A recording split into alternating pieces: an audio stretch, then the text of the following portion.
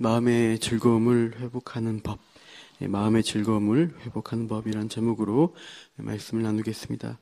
13절을 한 번 더 15장 13절입니다. 같이 읽게요. 시작.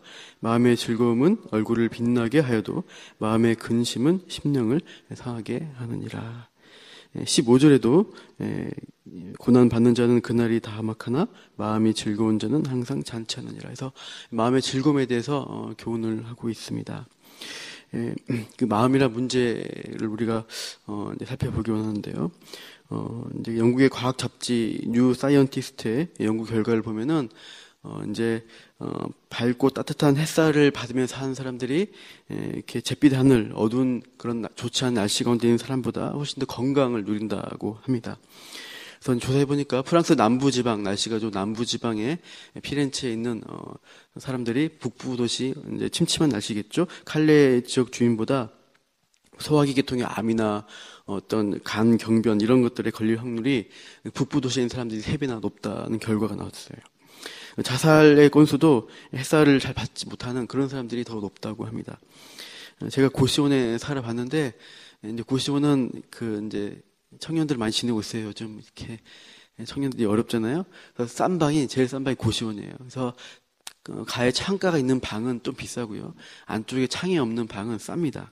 그래서 돈이 없는 친구들은 이제 빛이 안 들어오는 그런 방에 있어요. 낮인지 밤인지 구별이 안 되는 그 방에 이제 있는데, 저도 안쪽 방에 한번 묵었는데, 이제 어느 날 옆방에 있는 어떤 사람이 갑자기 이제 제가 조용히 누워 있는데 아마 여자 같았어요. 숨을 죽이면서 흑 하면서 웃는 겁니다. 그 소리를 안 내려고 이제 이렇게 하면서 우니까 더 이제 서럽게 그런 표현이 되더라고요. 근데 그 칸막이 있기 때문에, 그 합판이기 때문에 다 들려요. 그 우는 소리 듣고 있으니까 저도 너무나 우울해지고, 저도 굉장히 삶의 의지가 없어지는 그런 경험이 있었습니다. 그런 어두운 고시원, 빛을 못 보고 있으니까 점점 삶이 더 어두워지고, 더 이렇게, 우울증 같은 그런 상태가 되었습니다. 식물이든지 사람이든지 햇빛을 봐야지 살 수 있다는 생각이 들어요. 환경뿐입니까? 우리 마음 또한 어떤 빛이 필요합니다. 어두운 근심만 가득하다면 어떻게 되겠습니까? 살맛이 안 나는 것입니다. 13절 아까 후반절 보시면 이렇게 표현되어 있죠. 마음의 근심은 심령을 상하게 하느니라.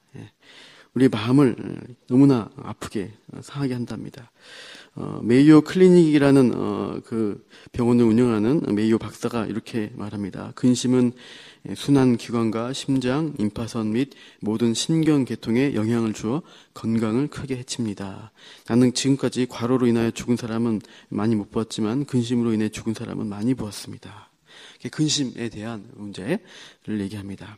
우리가 이런 근심 걱정 없이 건강하게 살고 싶은데 그게 마음대로 되지 않습니다. 걱정거리 없는 날이 별로 없잖아요. 지금 어제도 말씀하셨지만 경제가 계속 그때나 지금나 좋지 않은 것 같습니다. 취직도 잘 안 되고 청년들은 굉장히 힘들게 살아가고 있는 시대입니다. 어제 뉴스를 보신 분은 아시겠지만 부천에 세 자매가 이제 이렇게 생활고에 자살을 했던 것 같아요. 첫째, 둘째, 5자매인데 첫째, 둘째는 이제 시집 가서 출가했고, 세 자매가 홀 어머니를 모시고 이제 아파트에 사는 건데 거의 10년 동안 취업이 안 되는 거예요. 그래서 한 이제 딸의 어떤 월급으로 이제 그 가족이 다 사는 건데, 이제 너무 이제 청년 시절을 지내고 이제 30대가 되는 이 나이에 세 자매가 너무 이제 우울하니까 이제 자살을 하게 된 거예요. 참 안타까운 일입니다. 취업도 안 되고 인생에 앞이 안 보이 빛이 없기 때문에 포기한 것입니다. 이런 걱정, 근심, 어떤 그런 우울 같은 것들은 우리 심령을 몹시 상하게 하고 때로는 극단적인 행동을 하게 하는 것 같습니다. 우리나라가 하루에 40명 정도 자살하는 나라라고 합니다. 우리나라만큼 스트레스, 불안을 이렇게 주는 나라가 많지 않은 것 같죠.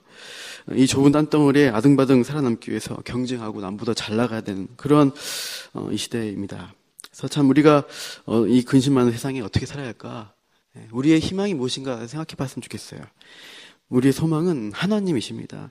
근심 많은 세상에 우리가 의지할 분이, 우리 마음을 지켜줄 분이 하나님이시다. 이것을 오늘 말씀을 통해 살펴봤으면 좋겠어요. 아무것도 염려하지 말고 오직 모든 일에 기도와 간구로 너희 구할 것을 감사함으로 하나님께 아뢰라. 그리하면 어떻게 하십니까? 모든 지각에 뛰어난 하나님의 평강이 너희 마음과 생각을 지키시리는 것입니다. 그리스도 예수 안에서 우리 마음을 지켜주신다 약속하십니다. 절망 가운데 있을 때, 마음이 힘들 때 우리가 하나님을 찾아야 할 것입니다. 제가 다윗과 사울의 예를 살펴보고 어떻게 하나님을 의지함으로 마음이 회복되는가를 말씀드리려고 합니다. 우리 사무엘상 30장을 한번 펴보시기 바랍니다. 사무엘상 30장입니다. 제가 예전 새벽기도도 한 말씀을 했던 것 같은데요. 사무엘상 30장 보시면 먼저 배경을 보시면 사무엘상 29장에는 다윗이 블레셋에 망명한 상태에서 이제 블레셋이 이스라엘과 전면전을 벌이려고 하는 상황이 사무엘상 29장에 나오고 있어요. 블레셋 왕이 다윗도 이제 불러서 우리와 함께 이스라엘과 싸우자라고 제안을 합니다. 그래서 이제 블레셋 왕이 어떻게 보면 다윗을 완전히 자기 편으로 만들려면 싸움을 붙이면 완전히 원수가 될 거 아니냐 생각이 들 수도 있어요. 그렇게 다윗을 불렀는데 다른 방백들이 다 반대하는 거예요. 이 다윗이 싸우다가 갑자기 우리를 배반하면은 우리는 큰 위기가 온다. 굳고 반대를 하게 됩니다. 다윗은 속으로 아마 이제 쾌재를 불렀을 거예요. 이제 우리 이스라엘과 동족과 싸울 뻔했는데 그것이 이제 다행히 피할 수 있게 된 것이죠. 그래서 마치 억울하다는 듯이 블레셋 왕에게 내가 얼마나 열심히 당신을 섬겼는데 내 주위 원수와 싸움 못하게 합니까? 이러면서 이제 못 이긴 척 자기들의 성읍으로 돌아가고 있어요. 30장 1절을 보니까 사흘 만에 시글락으로 돌아왔는데 그 어떻게 된 상태입니까? 사막 부족의 아멜렉이라는 부족이 쳐들어와서 마을이 다 불타고 가족들이 다 포로로 잡혀간 거예요. 이제 블레셋과 어떤 그런 것, 이스라엘과 전쟁을 피할 수 있는 그 위기를 넘겼다고 생각하고 한시름 놓고 왔는데 가족들이 하나도 없는 거예요. 모든 것을 잃어버린 상태인 것입니다. 그러니까 다윗을 따르던 그 600명의 용사들이 아내와 자식을 잃어버린 슬픔 가운데서 어떻게 합니까? 다윗에게 화살을 돌려요. 저 다윗 때문에 우리가 이런 꼴을 당했다. 우리가 모든 걸 잃어버렸다. 다윗을 돌로 쳐 죽입시다. 이렇게 외치기 시작해요. 이때 이제 성경은 다윗이 우리가 이제 6절을 보시면 크게 다급했다라고 우리 선문에 30장 6절에 되어 있죠. 옛날 성경이 더 정확합니다. 군급하였다라고 되어 있어요. 군급. 막힐 군자에 급할 급자입니다. 꽉 막혀서 형세가 꽉 막혀서 몹시 급한 상태를 의미하고 있어요. 단순히 다급하고 조급하다 그런 정도의 의미가 아닙니다. 앞뒤 좌우가 다 막혀서 이제 죽을 것 같이 질식할 것 같은 그런 위기 상황을 군급이라고 하는 거예요. 그 군급할 때 다윗은 어떻게 합니까? 30장 6절을 같이 읽겠습니다. 시작. 백성들이 자녀들 때문에 마음이 슬퍼서 다윗을 돌로 치자 하니 다윗이 크게 다급하였으나 그의 하는 힘 있고 용기를 얻었더라.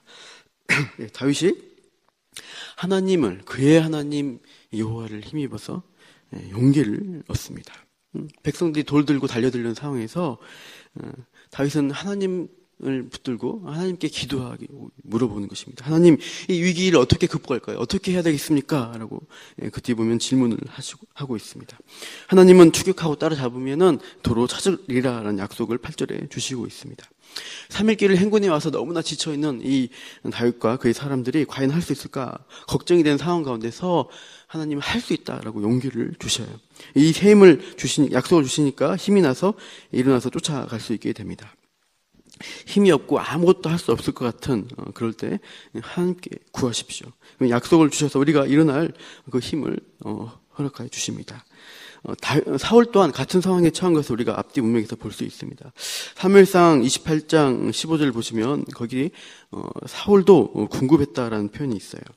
28장 15절에 보시면 이제 블레셋과 전면전을 앞둔 사울의 모습이 이렇다는 거예요.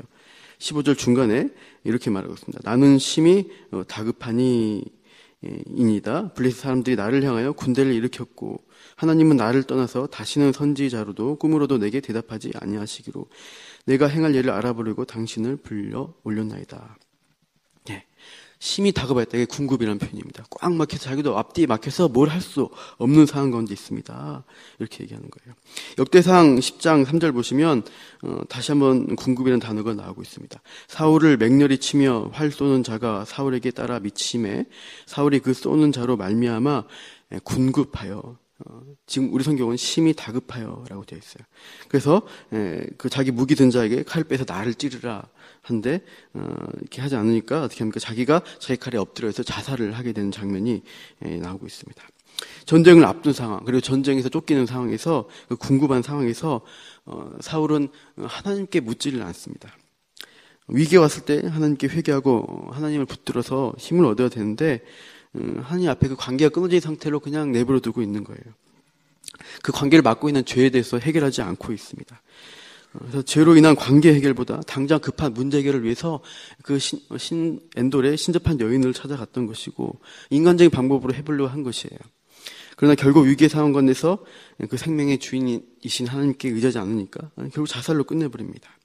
사울처럼 위기 가운데서 마음으로 하나님을 포기하면 정말로 포기가 되는 것입니다. 그러나 위기 근심 상황에서도 우리 마음이 궁급할 때 우리 믿는 사람들은 다윗처럼 포기하지 않는 것입니다. 하나님을 바라보고 하나님이 도우시는 그 은혜를 구하는 것이에요. 다윗도 죄를 짓습니다. 하나님과 관계가 막혀버린 때가 생깁니다. 시편 32편 3절 보시면 내가 입을 열지 아니할 때 종일 신음함으로 내 뼈가 쇠하였도다. 주의 손이 주야로 나를 누르시오니 내 진액이 빠져서 여름 가뭄에 마름같이 되었나이다. 하나님의 누르시는 고통을 느낀다는 거예요. 하나님과 관계가 끊어져서 내 죄 때문에 하나님과의 어떤 그 은혜, 하나님의 응답이라는 것들이 없는 거예요. 너무나 괴로운 상태에 있으니까 그 마음도 질식한 것 같은 그런 상태에 있다는 것입니다. 그러나 끝까지 찾아오셔서 회개를 요구하신 하나님의 앞에 엎드려서 회개하는 다윗의 모습을 우리가 보게 돼요. 이렇게 고백하죠. 내가 이르기를 내 허물을 여호와께 자복하리라 하고 주께 내 죄를 아뢰고 내 죄악을 숨기지 아니하였더니 곧 주께서 내 죄악을 사하셨나이다. 고백하고 자복하니까 다시 회복되는 은혜를 주시고 있습니다. 우리 시편 51편을 한번 찾아보겠습니다. 시편 51편 10절에서 12절을 같이 읽어보시죠. 시편 51편 10절에서 12절입니다. 여기도 마음의 문제가 나오고 있는데 다윗은 이 회개함으로써 이것을 어떻게 회복되는가 고백을 하고 있습니다. 시편 51편 10절에서 12절 같이 읽겠습니다. 시작. 하나님이여 내 속에 정한 마음을 창조하시고 내 안에 정직한 영을 새롭게 하소서. 나를 주 앞에서 쫓아내지 마시며 주의 성령을 내게서 거두지 마소서.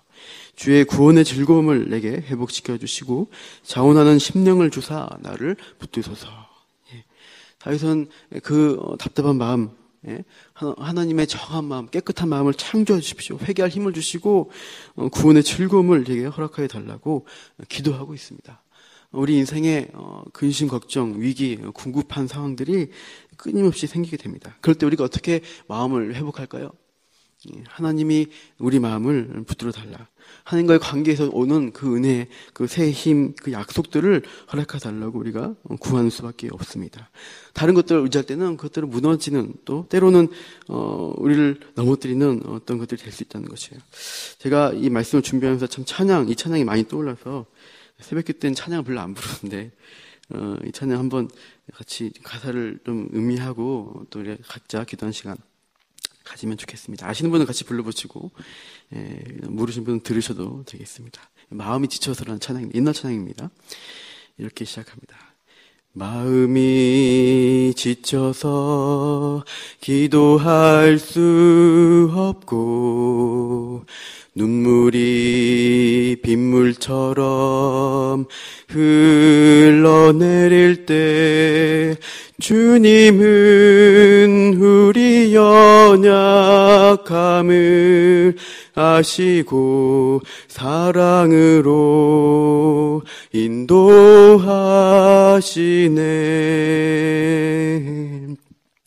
누군가 널 위하여 누군가 기도하네. 내가 홀로 외로워서 마음이 무너질 때 누군가 널 위해 기도하네. 누군가 널 위하여 누군가 기도하네. 내가 홀로 외로워서 마음이 무너질 때 누군가 널 위해 기도하네. 성령님이 말할 수 없는 탄식으로 우리를 위해서 기도하시고 또 우리가 동일하게 하나님 붙들고 의지하기 원하시는 그 하나님, 참 우리가 바라봐야 할 그 하나님을도 기도한 가운데 붙들면서 우리 마음의 즐거움을 회복하시는 여러분 되시기를 축원합니다. 기도하겠습니다. 하나님, 우리가 마음이 지치고 근심 걱정 많은 그 세상 가운데서 우리가 이 고요한 새벽 시간 하나님 말씀을 듣고 또 우리가 하나님 앞에 우리의 근심을 아뢰는 이 시간을 통하여서 우리 마음이 회복되어지기를 간구합니다. 하나님, 우리가 세상의 것을 의지할 때 순간순간마다 때로는 그것들이 우리를 넘어뜨리게 되고 오히려 그것들로 인해서 참 되지 않는 상황들 우리가 또 보게 됩니다. 하나님, 궁극적인 참으로 우리의 주인은 하나님이신 것을 우리가 바라보면서 이 문제를 해결할 더 크신 하나님, 우리가 이 시간도 붙들기를 원합니다. 우리가 아뢰고 고백할 때 우리의 마음을 즐거움으로 회복하여 주시옵소서. 감사하며 이 모든 말씀 예수님 이름으로 기도합니다.